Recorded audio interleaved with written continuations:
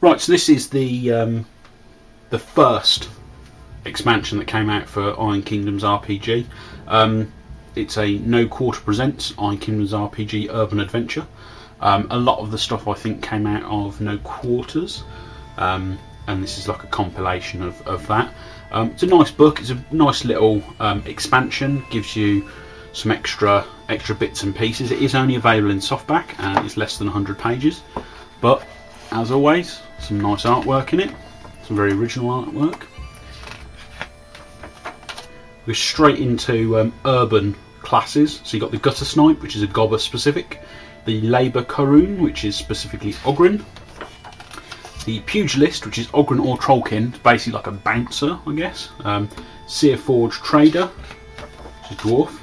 Seeker, which is specifically Iosian. Urban Nomad, which is specifically Nis.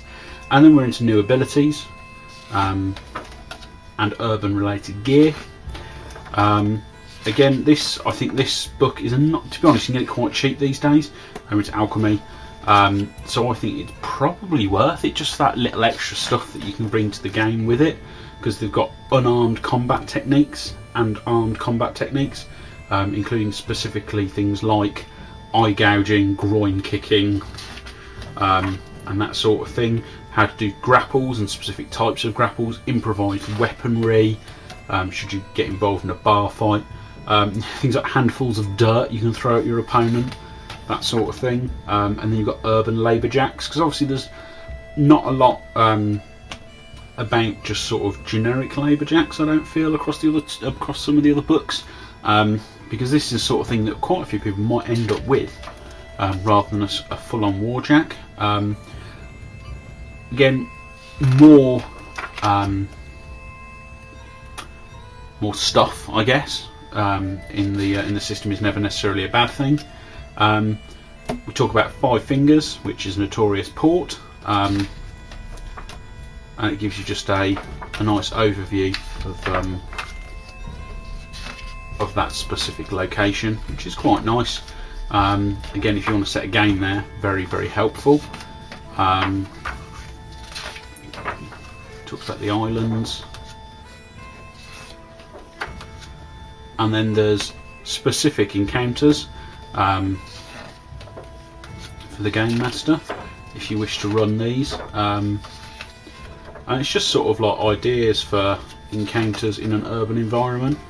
There's quite a lot of them, and then we're into page, that's up to page 64, and then we're into a new class that's available, which are Servants of Tharmrite. So a Tharmrite Advocate, you must be human and gifted, but there's a lot of stuff. You've got your own spell list, or sorry, some spells from the main book, and you've got your own, basically what you do. It's a very interesting class. There's all the new abilities, skills and spells you can gain, and then obviously goes into the fact that you're a necromancer, talks about crafting thralls and all this sort of thing.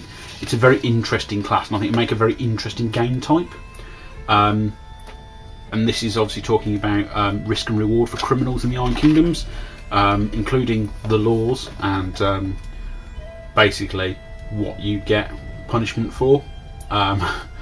So for instance, the crime of improper speech in Signar, Free Lael is a night in the stocks, and in Ord is a night in the stocks. In Cador it's light flogging.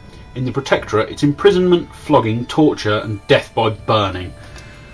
So there you go. That itself is a nice little handy chart to have. And then we've got a sample scenario, I guess, that you could run through with your players if you're not, or you could just draw ideas from it to use in your own games if you're not necessarily up for writing your own sort of plot. It's an interesting game scenario idea. There's a lot of stuff in there. Again, there's like 6 scenes in there, which depending on your 7 scenes, sorry, which means that might take you 5 or 6 sessions to run that as a small adventure, depending on obviously how the game goes. Very quick look through of that book. For its price at the moment, I'd say pick it up. It's got some nice little extras in. I'm personally looking forward to actually giving the Tharmrite Cultist a shakedown and giving it a try as a character concept at some point. Whether or not I can convince the rest of my player party to to join me in my evil do.